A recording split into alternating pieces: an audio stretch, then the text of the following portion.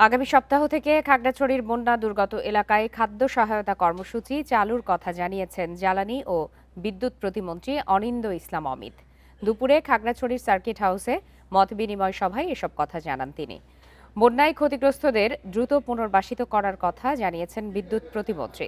দ্রুত ত্রাণ বিতরণ, ক্ষয়ক্ষতির সঠিক তালিকা প্রস্তুত এবং প্রয়োজনীয় সহায়তা নিশ্চিত করতে সংশ্লিষ্ট সবাইকে সমন্বিতভাবে কাজ করার নির্দেশ দেওয়া হয়।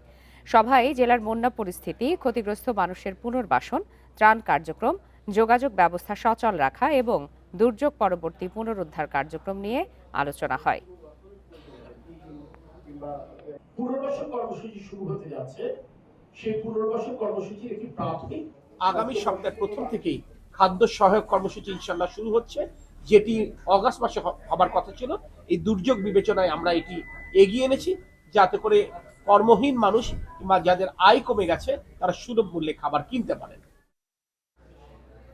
বন্যা পরিস্থিতি নিয়ে আরো বিস্তারিত জানাতে এই মুহূর্তে খাগড়াছড়ি থেকে আমাদের সঙ্গে যোগ দিয়েছেন সহকর্মী সমীর মল্লিক।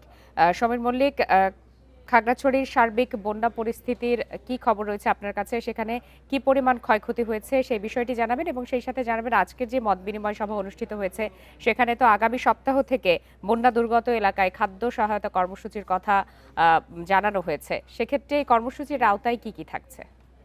দেখুন, আজকে দুপুরে খাগড়াছড়ি সার্কিট হাউসে এখানে যিনি বিদ্যুৎ খনিজ এবং জ্বালানি প্রতিমন্ত্রী রয়েছে অনিন্দ্য ইসলাম অমিত, তিনি তার উপস্থিতিতে কিন্তু একটা আলোচনা সভা হয়েছে। যারা বন্যায় ক্ষতিগ্রস্ত হয়েছে সেখানে খাগড়াছড়ি সার্বিক যে বন্যা পরিস্থিতি সেটা চিত্র তুলে ধরা হয়েছে।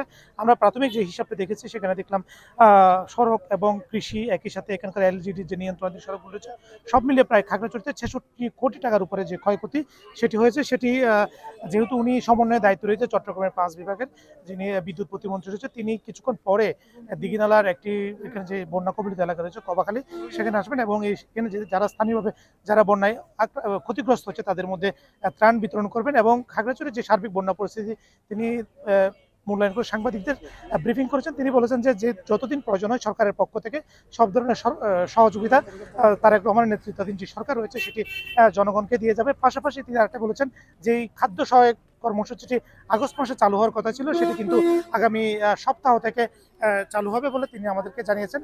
এবং পাশাপাশি আরেকটি বিষয় বলেছেন, যেহেতু এই সময়ে অনেকগুলো ক্ষুদ্র ঋণ অর্থাৎ এনজিও যারা মাইক্রো ক্রেডিট ব্যবসা করে বা কিস্তি আদায় করে, এই জুলাই মাস পর্যন্ত কোনো ধরনের মাইক্রো ক্রেডিট এনজিও তারা কিন্তু কিস্তি আদায়, বন্যা দুর্গত যে এলাকাগুলো রয়েছে তারা কিন্তু সেখান থেকে কিস্তি আদায় করতে পারবেন বলে আমাদেরকে ঘোষণা দিয়েছেন। এবং পাশাপাশি আরেকটি বিষয় তিনি বলেছেন, সরকারের পক্ষ থেকে যতদিন প্রয়োজন হয় তারা যে বন্যা দুর্গত এলাকাগুলোতে কৃষি, একই সাথে মৎস্য এবং স্থানীয় সরকার প্রকৌশলী অর্থাৎ এলজিডি যে সড়কগুলো রয়েছে এবং সড়ক ও জনপথ বিভাগের নিয়ন্ত্রণাধীন যে সমস্ত সড়কগুলো রয়েছে সেই সড়কগুলো যাতে দ্রুত সময়ের মধ্যে মেরামত করে যান চলাচলের উপযোগী করা হয় সেই বিষয়ে ব্যবস্থা নেওয়া হবে।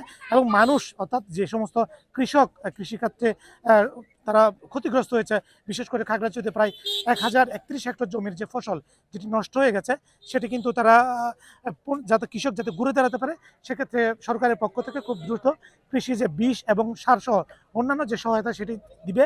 আরেকটি পাশাপাশি তিনি আমাদেরকে বলেছেন, অর্থাৎ খাগড়াছড়ি সহ ৩ পার্বত্য জেলায় যে ধরনের ক্ষয়ক্ষতি হয়েছে এবং বন্যায় যে সমস্ত এলাকাগুলো ক্ষতিগ্রস্ত হয়েছে, বিশেষ করে গ্রামীণ সড়ক থেকে শুরু করে একেবারে যে সড়ক ও জনপথ বিভাগের নিয়ন্ত্রণাধীন যে সমস্ত সড়কগুলো ক্ষতিগ্রস্ত হয়েছে সেগুলো সরকারের পক্ষ থেকে দ্রুত সময়ের মধ্যে মেরামত করবে।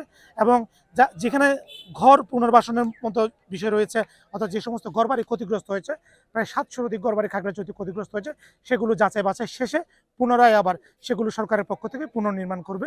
এবং কিছুক্ষণ পরে তিনি এখানে এসে যারা বন্যা দুর্গত মানুষ রয়েছে তাদের মধ্যে ত্রাণ সহায়তা কার্যক্রম শুরু করবে এবং এর পরবর্তীতে আরেকটি স্থানে গিয়ে তিনি একই ধরনের কর্মসূচিতে অংশ নেবেন। সহকর্মী সমীর মল্লিক জানাচ্ছিলেন খাগড়াছড়ি থেকে।